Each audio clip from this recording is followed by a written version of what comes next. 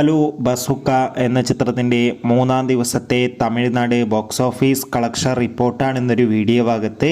വീഡിയോയിൽ മുൻപ് video like ചെയ്യുക, ചാനൽ സബ്സ്ക്രൈബ് ചെയ്യുക. മാർച്ച് ഏപ്രിൽ മാസം OTT റിലീസ് ചെയ്ത ചിത്രങ്ങളും ഇനി അങ്ങോട്ട് OTT റിലീസ് ചെയ്യാൻ പോകുന്ന ചിത്രങ്ങളുടെ വീഡിയോ നമ്മുടെ ചാനൽ ഭാഗം പരിശോധിച്ചാൽ നിങ്ങൾക്ക് കാണാൻ വേണ്ടി സാധിക്കുന്നതായിരിക്കും.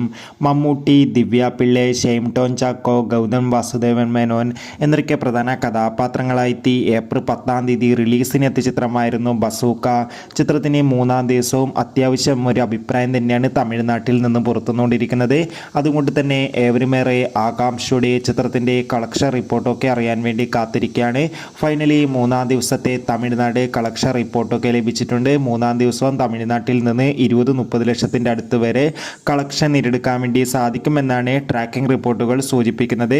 എന്തായാലും ബസൂക്ക എന്ന ചിത്രത്തിൻ്റെ കൂടുതൽ ബോക്സ് ഓഫീസ് കളക്ഷൻ റിപ്പോർട്ടിനായി കാത്തിരിക്കാം.